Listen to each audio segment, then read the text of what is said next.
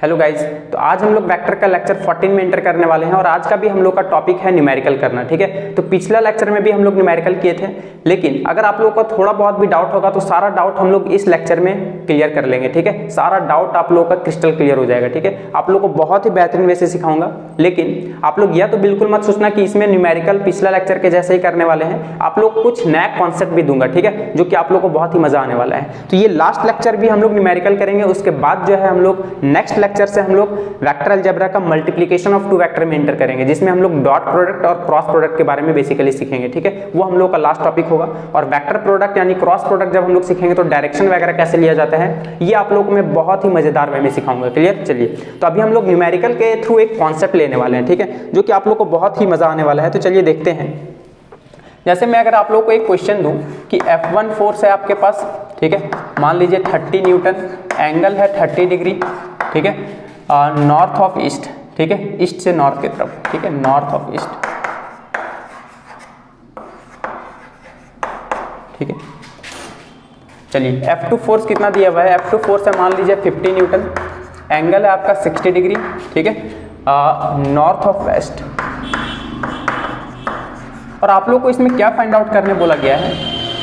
आप लोग को इसमें फाइंड आउट करने बोला गया है नेट फोर्स कितना होगा ना, फाइंड नेट फोर्स, ठीक है, फाइंड नेट फोर्स। तो चलिए इसको भी हम लोग सीखते हैं, है ना। दो मेथड बताऊंगा जो कि आप लोग को बहुत ही मजेदार वे में समझ में आ जाएगा, है ना। और आप लोग को जो मेथड आता हो उस मेथड से आप लोग सॉल्व कर सकते हो। बहुत ही मजेदार टॉपिक है ये। चलिए देखिए, सबसे पहले आप लोग को यार वेक्टर को रिप्रेजेंट करना पड़ेगा, है ना, जैसे कि हम लोग पिछले लेक्चर से ही करते आ रहे हैं, है ना, बहुत बार हम लोग रिप्रेजेंट किए हैं। तो ये है हम लोग का 4 कार्डिनल डायरेक्शन, जैसे कि इधर आप लोग को ईस्ट होता है, वेस्ट, नॉर्थ और नीचे की तरफ साउथ, ठीक है। चलिए पहला वाला फोर्स पे फोकस करो। 30 न्यूटन है, 30 डिग्री नॉर्थ ऑफ ईस्ट है ना, ध्यान से देखोगे एकदम, है ना। ईस्ट कैसे बताया था ड्रॉ करना, एंगल कौन सा होगा, कौन सा डायरेक्शन में होगा, इधर से इधर या इधर से इधर, कैसे पता चलेगा? ये तो साफ साफ पता चल रहा है कि नॉर्थ ऑफ ईस्ट कहने का मतलब है फर्स्ट क्वाड्रेंट में होगा, इसी क्वाड्रेंट पे लाई करेगा नॉर्थ और ईस्ट, ठीक है। लेकिन एंगल का डायरेक्शन कौन सा होगा, चलिए देखते हैं। कैसे बताया था? लास्ट वाले पे फोकस करो और पहले वाले पे मूव करो, है ना, ईस्ट से नॉर्थ की तरफ। तो बताइए, देखिए ईस्ट से नॉर्थ की तरफ मतलब ये वाला एंगल सबटेंडेड होगा ना, यही आप लोग का F1 फोर्स होगा, ठीक है। कितना है बताइए? 30 न्यूटन। एंगल कितना है? 30 डिग्री। तो ये रहा आप लोग का, देखिए एंगल सबटेंडेड 30 डिग्री है, ठीक है। चलिए F2 फोर्स को आप लोग रिप्रेजेंट करो, कितना है? 50 न्यूटन। देखिए नॉर्थ ऑफ वेस्ट कहने का मतलब नॉर्थ और वेस्ट वाले डायरेक्शन में है ना, मतलब इस सेकंड क्वाड्रेंट पे लाई करेगा। लेकिन एंगल कौन सा होगा, है ना, लास्ट पे फोकस करो और पहले वाले पे मूव करो, है ना, वेस्ट से नॉर्थ की तरफ। मतलब देखिए वेस्ट से नॉर्थ की तरफ मतलब ये वाला एंगल सबटेंडेड होगा, है ना, F2 फोर्स 60 डिग्री है, ठीक है। तो ये रहा आपका F2 फोर्स, ठीक है, ये F2 फोर्स है जो कि वैल्यू कितना है? 50 न्यूटन के बराबर है और एंगल कितना दिया हुआ है? 60 डिग्री है, ठीक है। अब देखिए नेट फोर्स निकालने बोला जा रहा है ना, तो यार आप लोग बहुत ही बेहतरीन वे से ये समझ सकते हो कि इसका मतलब नेट क्या होता है। जब मैं सिखाया था कि अगर मेरे पास कोई एक बॉडी है, एक फोर्स F1 इधर लग रहा है, एक फोर्स F2 इधर लग रहा है, तो इस पर नेट कितना होगा, है ना, नेट फोर्स कितना होने वाला है अगर दोनों के बीच का एंगल थीटा है तो बताइए। F नेट कैसे निकाला जाता है? F1 प्लस F2 डायरेक्टली हम लोग ऐसे तो लिखते हैं, लेकिन इसका मतलब चलिए थोड़ा और भी बेहतरीन वैसे आप लोग को थोड़ा बड़ा बड़ा लिख करके बताता हूँ, है ना, आप लोग को फील के साथ समझा दूंगा, ये तो मेरा गारंटी है, ठीक है। लेकिन हाँ, आप लोग ईमानदारी पूर्वक सारा लेक्चर को अटेंड करोगे, ठीक है। जैसे मान लीजिए मेरे पास एक बॉडी है, ठीक है, एक बॉडी पे एक F1 फोर्स इस डायरेक्शन में लग रहा है, F2 फोर्स इस डायरेक्शन पे लग रहा है। तो बताइए नेट फोर्स कैसे लिखते थे हम लोग, F नेट कैसे आता था? तो मैं बताया था कि F नेट जो है ना एक्चुअली में F1 प्लस F2 से ही लिखते हैं, लेकिन डायरेक्टली ऐड तो ऐसे करते हैं, लेकिन डायरेक्टली ऐड नहीं होगा, ये वेक्टर रिप्रेजेंटेशन में ऐड होता है, ठीक है। तो इसका फॉर्मूला क्या बताया था? मान लीजिए दोनों के बीच का एंगल थीटा है, तो फॉर्मूला बताया था F1 square plus F2 square plus 2F1 F2 cos theta. याद आ रहा है आप लोग को ट्रायंगल लॉ में या फिर पैरेललोग्राम लॉ में पढ़ाया था ये, ठीक है। अगर दो वेक्टर है, किसी एक बॉडी को अगर दो फोर्सेस अगर उस पर लगाया जा रहा है तो दोनों का नेट कितना होगा? a square plus B square plus 2ab cos theta, है ना, इस तरह से हम लोग रिप्रेजेंट करते हैं, ठीक है। तो देखिए एक पार्टिकल है मान लीजिए ओरिजिन पे, एक फोर्स 30 से इधर खींचा जा रहा है, एक फोर्स 50 न्यूटन से इधर खींचा जा रहा है, तो दोनों के बीच का एंगल ये वाला कितना होगा? ये एंगल निकालना पड़ेगा, समझ रहे हो? तो बताइए ये एंगल 90 है, ये 30, तो इसको कितना होना पड़ेगा? ये 60 डिग्री, ये 60 है तो ये भी 90 है ना, टोटल एक क्वाड्रेंट का एंगल 90 डिग्री होता है, तो ये 90, ये 60, तो इसको कितना होना पड़ेगा? 30। तो बताइए दोनों वेक्टर का बीच का एंगल कितना है? 60 प्लस 30 90 डिग्री है। अब देखिए कितना बेहतरीन वैसे आप लोग उसे उस तरह से सॉल्व कर पाओगे, है ना, कि एक्चुअली में इस पार्टिकल पे टोटल नेट फोर्स कितना अप्लाई हो रहा होगा। तो चलिए बताइए कितना होगा। यहाँ मैं बताता हूँ, अंडर रूट F1 स्क्वायर कितना है 30 का स्क्वायर प्लस F2 स्क्वायर बता दीजिए 50 का स्क्वायर, देख सकते हो आप लोग, plus 2F1 F2 cos theta. देखिए दोनों के बीच का एंगल 90 है ना। और मैं स्पेशल केस भी बताया था, जब दो फोर्सेस के बीच में एंगल 90 डिग्री हो तो डायरेक्टली हम लोग को करना है F1 square plus F2 square, है ना। ये वाला रिजल्ट जो है जीरो हो जाएगा, क्यों? क्योंकि cos 90 का वैल्यू जीरो होता है, पूरा टर्म जीरो बन जाएगा, है ना। तो मैं डायरेक्टली जीरो लिख देता हूँ, ठीक है। तो बताइए नेट रिजल्टेंट कितना आएगा, 30 का स्क्वायर 900 प्लस 50 का स्क्वायर 2500, है ना। तो नेट रिजल्टेंट कितना आ जाएगा 25 और 5 3400, है ना, 3400, ठीक है। ये आप लोग समझ सकते हो।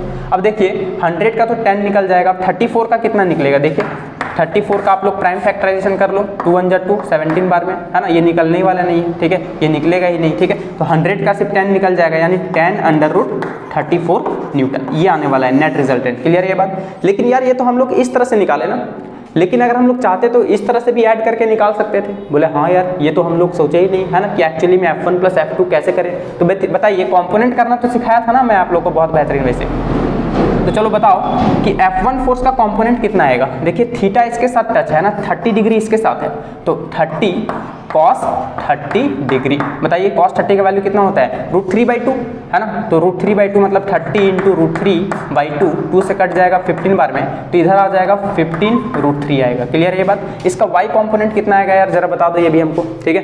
बताइए 30 साइन, देखिए F2 sin 30, तो sin 30 का वैल्यू कितना आएगा 1/2, तो देखिए 2 से कट जाएगा 15, यानी इधर आएगा आपका 15, ठीक है। तो बताइए F1 फोर्स को अगर मैं लिखना चाहूँ वेक्टर के तौर पर तो कैसे लिखूंगा, 15√3i कैप, है ना, 15√3i cap plus y axis में कितना है 15 है ना, तो क्या लिखूंगा 15j कैप। देखिए कितना बेहतरीन वैसे आप लोग लिख पाए इसे। बताइए F2 फोर्स को कैसे लिखना है जरा बता दो आप लोग यार।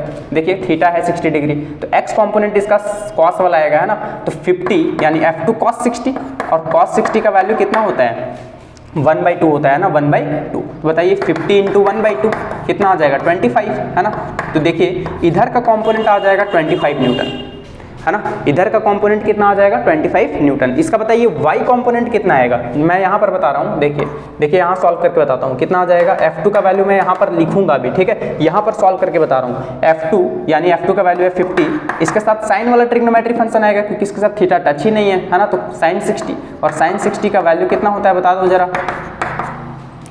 √3/2, है ना। तो √3/2 देखिए 25√3 आ जाएगा, है ना। इसका y कंपोनेंट कितना आ जाएगा 25√3, ठीक है। तो F2 का अगर हम लोग वेक्टर के तौर पर अगर लिखना चाहें तो कैसे लिखूंगा बताइए, 25, क्योंकि नेगेटिव एक्स एक्सिस में है तो -25 पाई कैप हो जाएगा, और जे कैप में देखिए पॉजिटिव की तरफ है, कितना है 25√3, तो लिखूंगा 25√3 जे कैप, ठीक है। ये देखिए आप लोग रिजल्ट याद कर लो यार, 10√34 आया था ना, मैं यहाँ लिख देता हूँ 10√34 आया था नेट रिजल्टेंट। अब देखिए मैं नया तरीका से बता रहा हूँ कि एक्चुअली में वेक्टर में हम लोग इस तरह से कैसे रिप्रेजेंट करते हैं और इस तरह से कैसे निकालते हैं, ठीक है। आप लोग बहुत ही फील के साथ समझ सकते हो, मैं इसे रफ करता हूँ, ठीक है।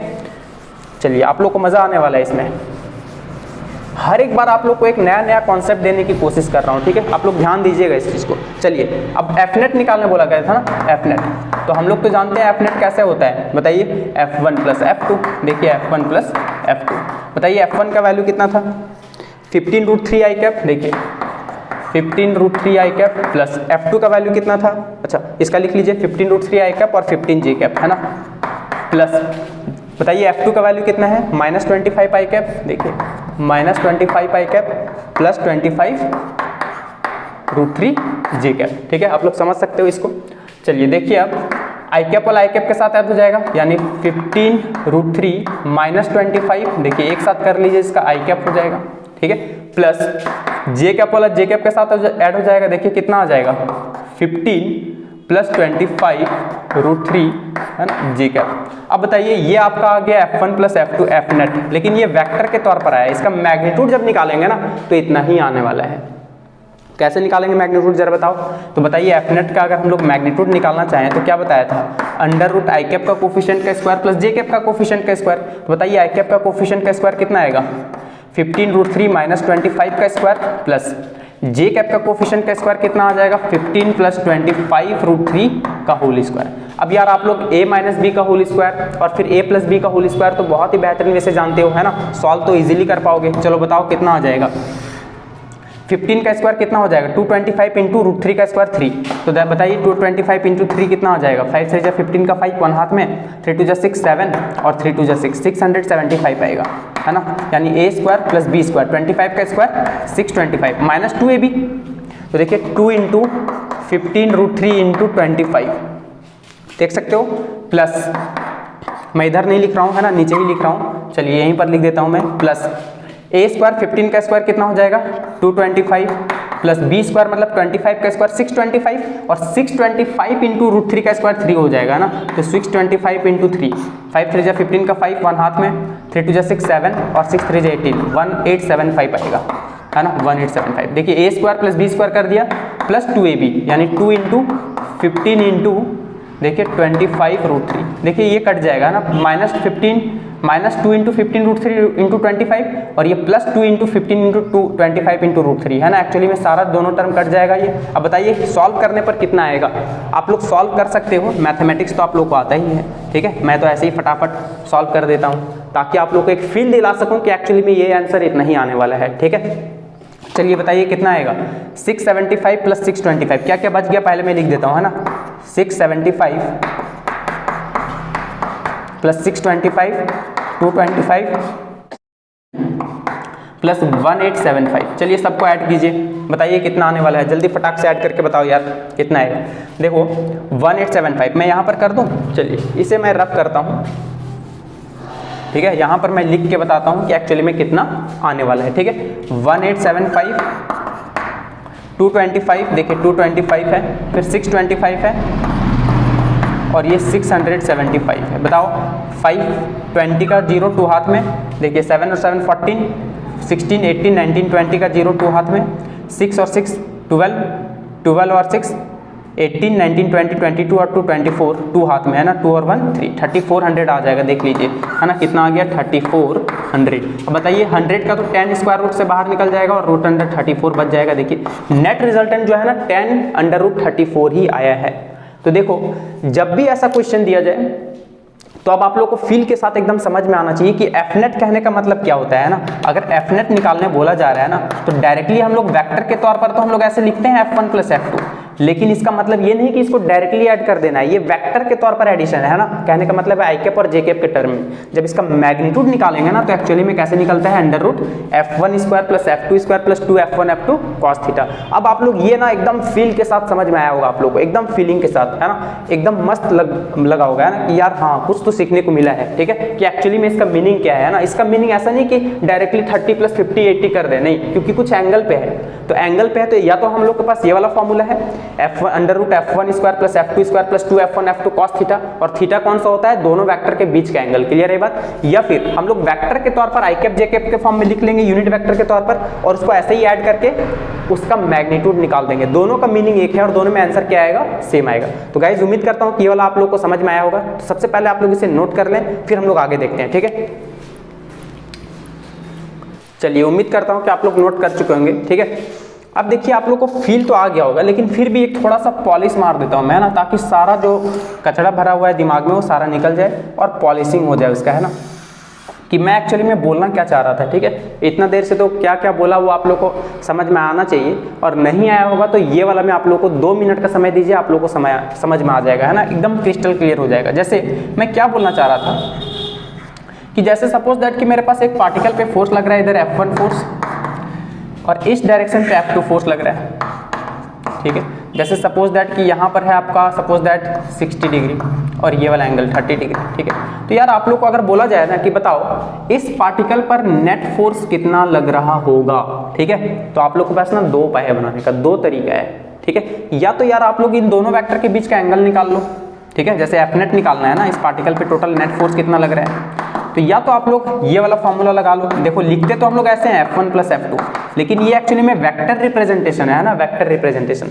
अगर इसका मैग्नीट्यूड निकालना है ना तो आप लोगों को क्या निकालना पड़ेगा, ये एक्चुअली में इसका कंपोनेंट करना पड़ेगा आई कैप और जे कैप के फॉर्म में, और इसका भी कंपोनेंट करना पड़ेगा आई कैप और जे कैप के टर्म में, और दोनों को ऐड करना पड़ेगा, फिर उसका मैग्नीट्यूड निकालना पड़ेगा, ठीक है। तब जो है ना आप लोग का इसका मतलब ही है कि एफ नेट कितना है वो आप लोग को पता चल जाएगा, क्लियर। लेकिन अगर हम लोग इसको ऐसे ना बनाए, ऐसे वाला बनाए तो जो हम लोग ट्रायंगल लॉ में पढ़े थे, under root F1 square plus F2 square plus 2F1 F2 cos theta, तो भी आंसर वही आएगा, है ना, कोई फर्क नहीं पड़ेगा। अब आप लोग इन दोनों का मीनिंग समझ सकते हो कि एक्चुअली में सेम होता है, चाहे ऐसे निकाल लो या फिर वेक्टर के तौर पर ऐसे निकाल लो, है ना।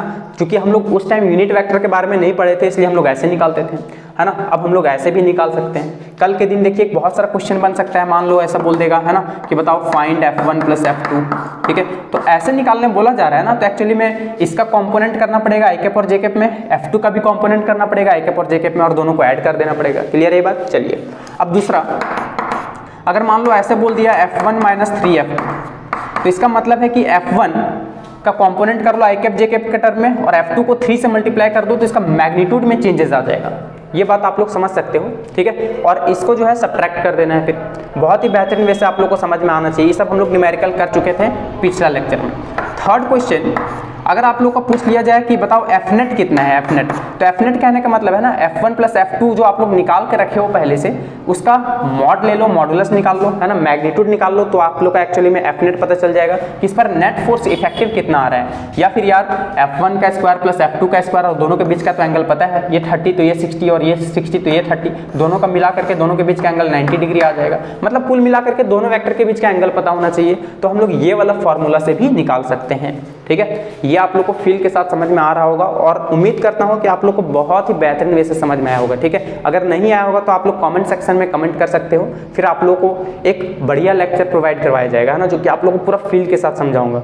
थोड़ा यहाँ पर डिस्टर्बेंस भी होता है, इसी की वजह से थोड़ा फास्ट बोलना पड़ता है, ठीक है। खैर वो सब सारा सुधर जाएगा टाइम के साथ। देखिए एफ नेट निकालने का तरीका जो होता है वो एक ये हो गया कि डायरेक्टली आप लोग वेक्टर के तौर पर इसको F1 और F2 लिख लो आई कैप जे कैप टर्म में, और दोनों को ऐड करके उसका मैग्नीट्यूड निकाल लो।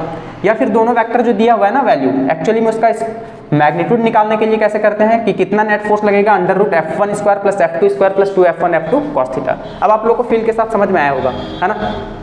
अब आप लोग जो है ना इस चीज को लेक्चर पे देखो ट्राई करके कि एक्चुअली में क्या हो रहा है कि नहीं हो रहा है ना, बन रहा है कि नहीं बन रहा है, कि मैं क्या बोलना चाह रहा हूँ, है ना। अप्लाई करो अब, ठीक है, अप्लाई करो जो अभी हम लोग न्यूमेरिकल किए थे, एक बार आप लोग फिर से बनाने की कोशिश करो, ठीक है। तब देखो आप लोग को बहुत ही बेहतर वे में फील के साथ समझ में आ जाएगा, ठीक है। तो गाइस उम्मीद करता हूँ कि आप लोग को ये लेक्चर बहुत ही बढ़िया लगा होगा। तो आज के लिए इतना ही, थैंक यू।